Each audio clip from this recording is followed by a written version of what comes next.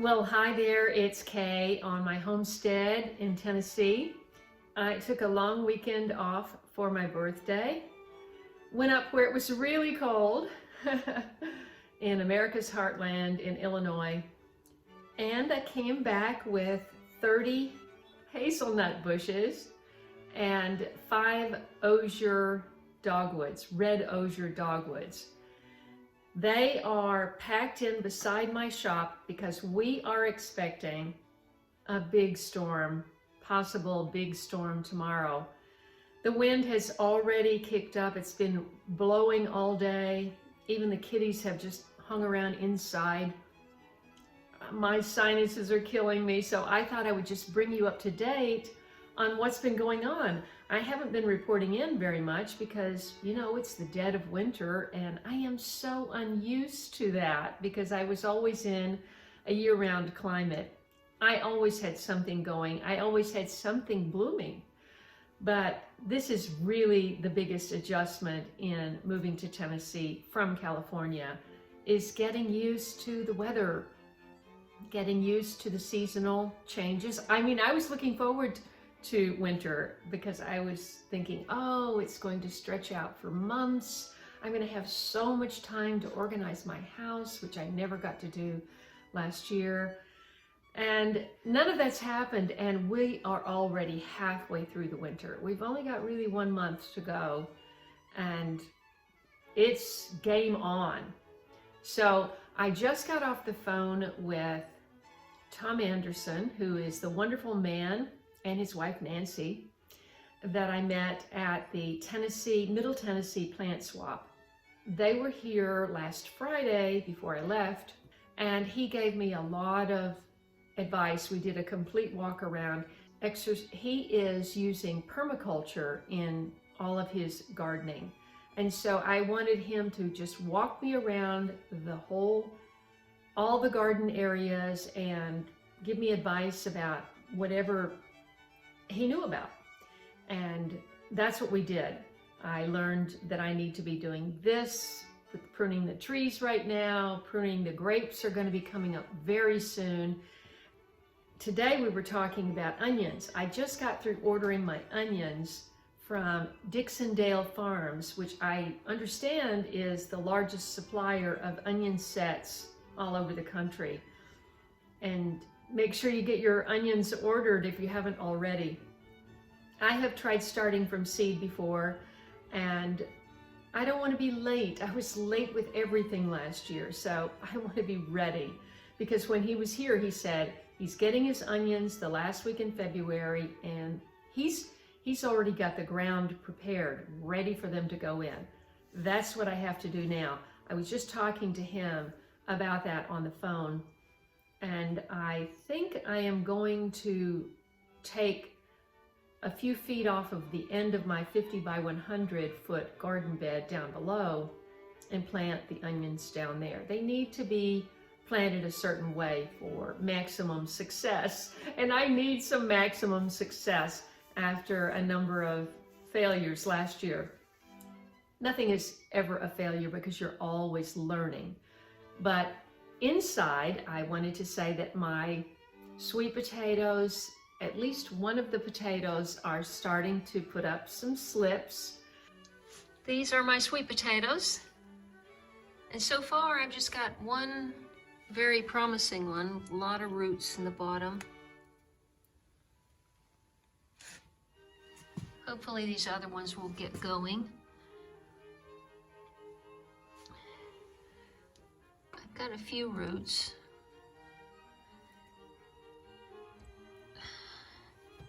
The ones from the store are doing better than the ones I grew out from what I got from Daryl. So we'll see. Lots of bugs on these. I just need to top off the water.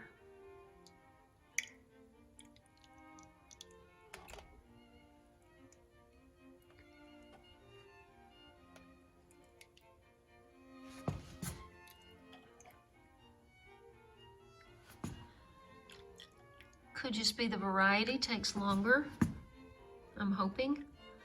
because this is a white sweet potato. I'm going to show you my brassicas, which I seeded in another tray, probably 2 or 3 weeks ago. And they're just sort of limping along.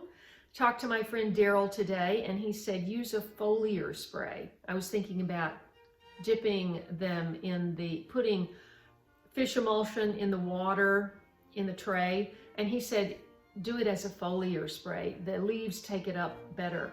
And I'm going, oh great, fantastic, because I have overdone it with the fish fertilizer in trays before and killed whole trays. Here are my brassicas that I seeded quite some time ago. Now I have mixed up a solution. There's a little bit of Epsom salt and fish emulsion, fish fertilizer in here, and I'm just going to spray them. You see, they're just kind of not looking that great, so I don't get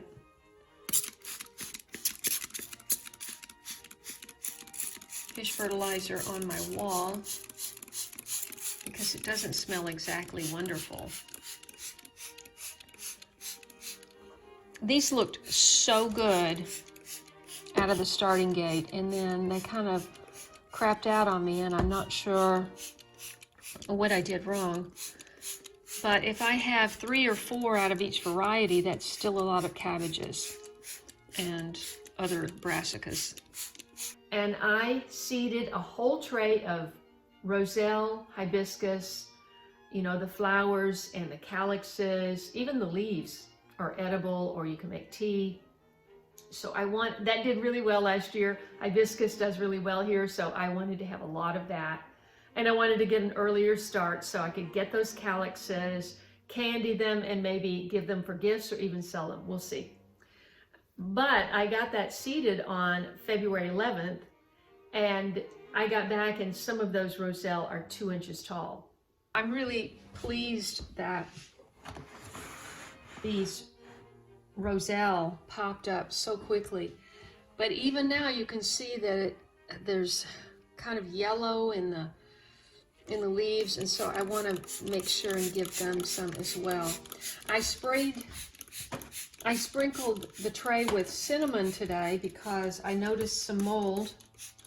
That's supposed to help with that issue. I've got calendula. This is Egyptian spinach. This is fenugreek. I've never grown that before. And I've got artichoke, calendula. All of these are hibiscus. Mostly roselle, but there's some cranberry hibiscus. These 3 are roselle. My seeds, Jack Davis's seeds, and Pat Smith's seeds. She's in Mobile. And both of their seeds look better than my seeds, so we'll see. The artichoke is from my single artichoke plant in California, and so far they look awesome. Also, Tom was telling me that, sweet peas and beans are recommended to direct sow, just like corn, and even squash doesn't like to be transplanted, squash seeds. So I had always planted the seeds out, but Tom is doing them in blocks. He got a seed blocker, or he made one, and he's already started his sweet pea seeds. So I said, hey, I'm going to do that. I've got a tray of things that I tried to start last summer.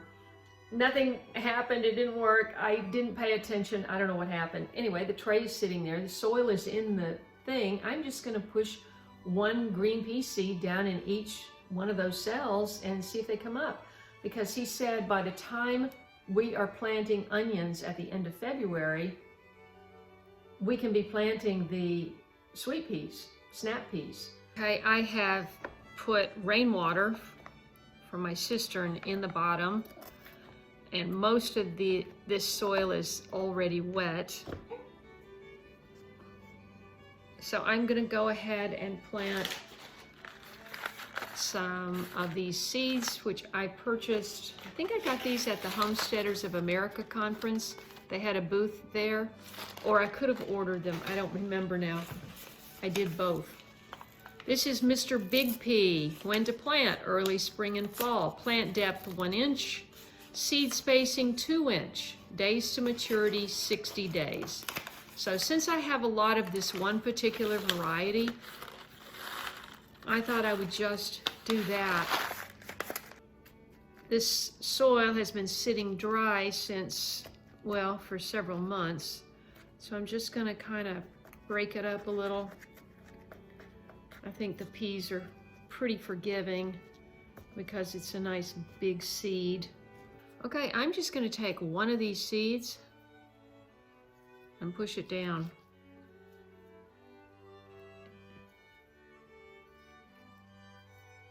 Okay, so you see what I'm doing here, and I'm gonna just pat this down. I may top it off with just a little bit more soil. Fill up those cells a little bit more.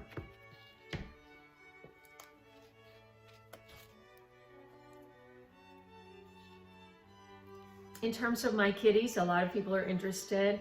Tiger got her foot hurt somehow. We're not sure. She was fine one day and not fine the next day. I thought it happened at night with them maybe fighting or wrestling, but maybe she got bit or scratched somehow in her leg. It got an abscess. So she's kind of laying around, still taking it easy, limping a little. And Spot has his skin problem on his head, so he's got a bald patch here. But otherwise he's fine, and they're very happy to be home because they were boarded for 4 days. And as soon as they got home, they just flopped on the concrete. I wanted to just quickly show you some of the wind that was picking up earlier and the cats kind of rolling around on the driveway. Take a look.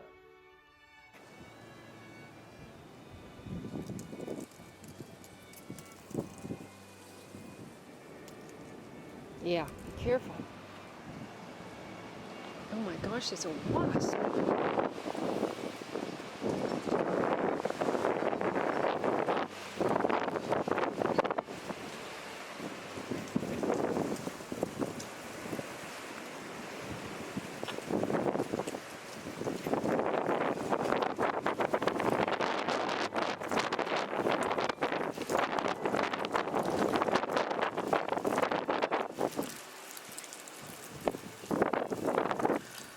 This is just a little precursor of what's in store tomorrow.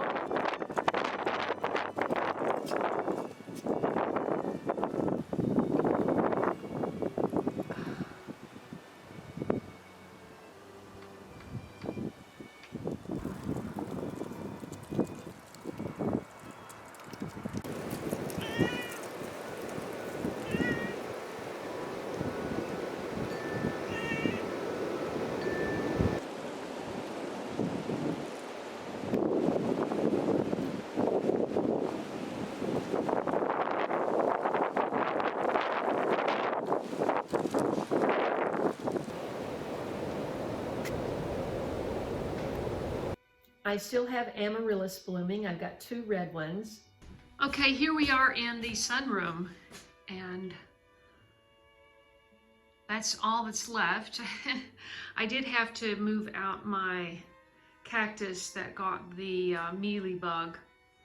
I didn't want it to infect other plants, so that's gone. Had to eliminate that. But these 3 citrus trees got a hole working over. I took them outside on a warm day 2 weeks ago, and I worked through the soil, gave them a lot of fertilizer, and they are looking better. This kaffir lime, this is a medicinal plant. And I got these 3 trees from Four Winds Growers in California.